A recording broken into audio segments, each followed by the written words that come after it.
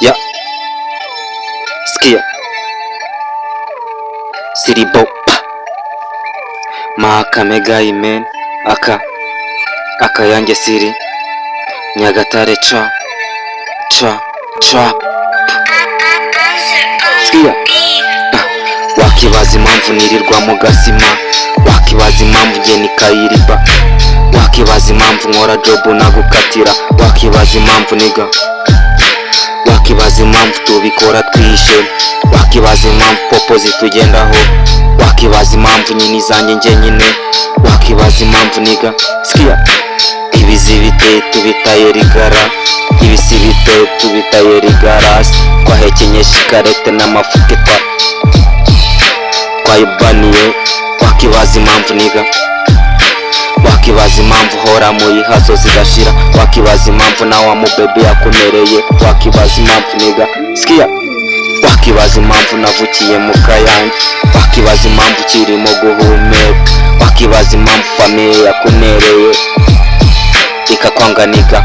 Sikia ibizibiti tubitaye rigara, ibizibiti tubitaye rigarasi niga, tubitaye rigara, twahekenye shikarete n'amafuka twayabaniye, wakibaza impamvu niga. Sikia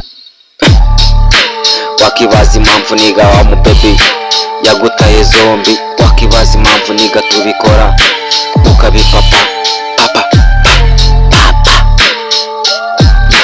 wakibaza impamvu niga tudakatira, wakibaza impamvu tuhora turi tuku, wakibaza impamvu wamukatiye, wakibaza impamvu niga. Ibizibiti tubisize rigara, ibizibiti tubitaye rigara, rigarasi niga, wakibaza impamvu ducaho mu gahunga, wakibaza impamvu niga.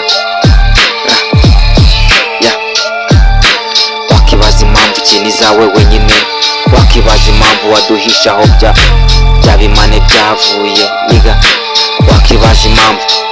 Let's go.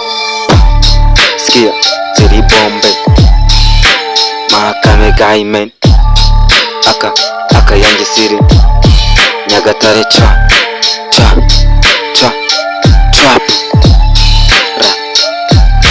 Wakibaza impamvu Nyagatare yaje, wakibaza impamvu AKayange sill kari top, wakibaza impamvu